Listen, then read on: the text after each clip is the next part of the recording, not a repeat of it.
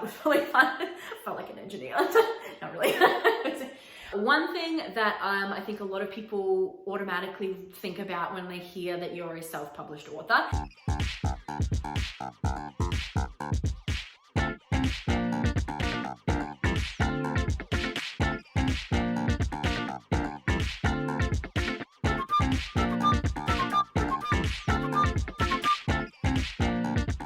Bonjour all! It is nice to see you again on another I Spy in July video. Today I'm in a different place because I'm talking about something that is behind me over here. You can only see part of it at the moment in this section of my video, but I'll probably go through and show you the whole thing in a minute.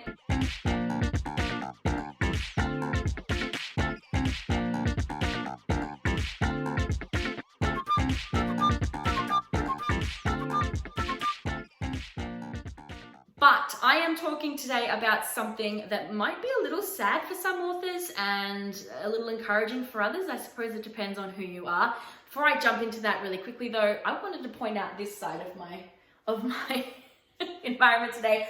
If you didn't already know, I love superheroes, I love Marvel, DC, and I ended up with a bunch of stuff. So I have an Iron Man helmet, and I have a proof that Tony Stark has a heart, which I built myself. It came in a pack and you got to make it, so that was really fun. I felt like an engineer. Not really. And then I have my Thor hammer, the original hammer, and some bits and pieces here, the Edith glasses, which make me really happy.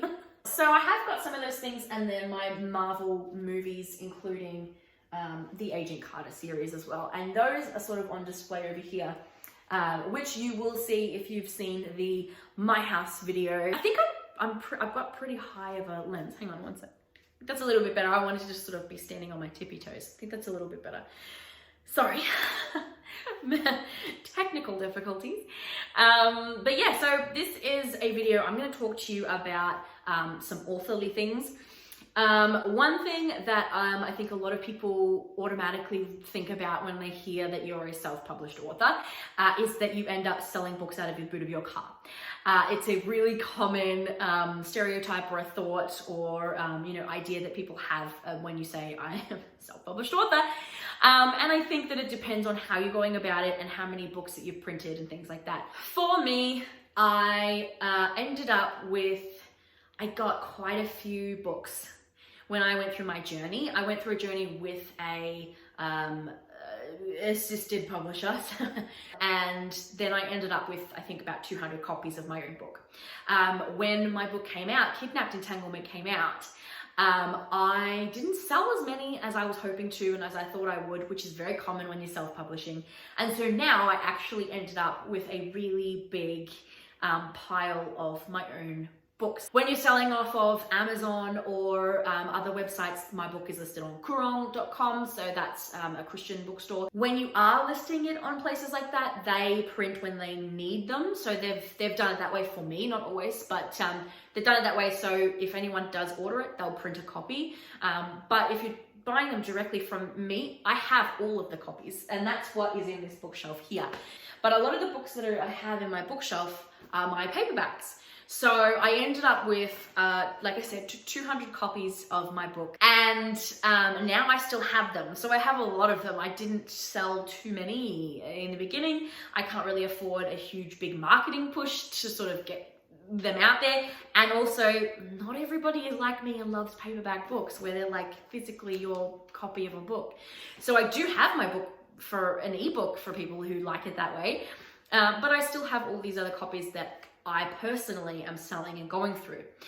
The reason that I'm bringing that up today is not to try and sell your book, but it is to sort of explain why I'm okay with 4 boxes of books in my garage and this big display of books in the middle of my living space downstairs that people can come and see. Oh, you still have 100 copies of your book. Oh, you still have books in your boot.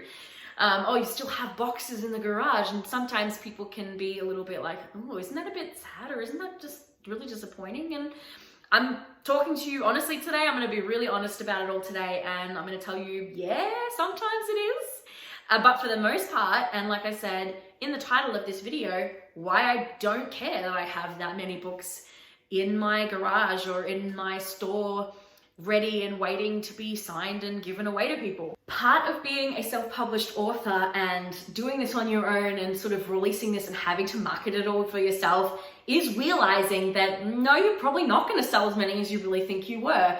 And yes, it can be very disappointing at the beginning when you realize maybe it wasn't such a popular idea, or it wasn't so much that your family and friends would just automatically buy your book because they like you and and want to support you. But also, it comes down to having a lot of copies. It doesn't mean you're a failure.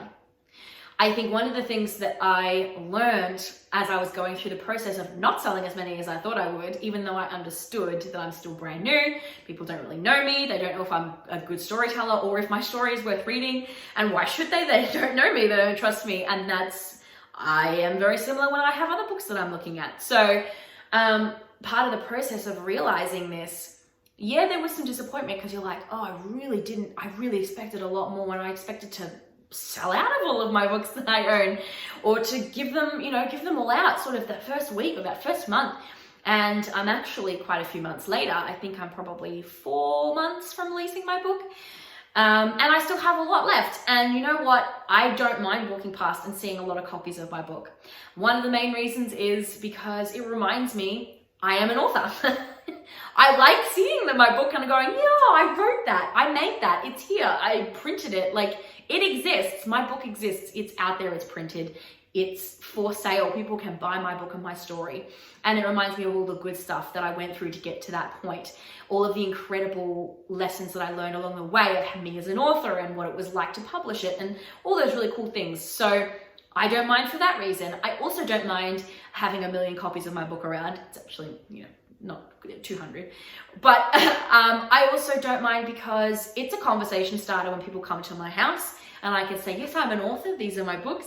There are several different ways that you can sell your book, and some of it is just face-to-face or word of mouth, and people don't realize you're an author until you say, hey, I'm an author, I have a book, do you want it?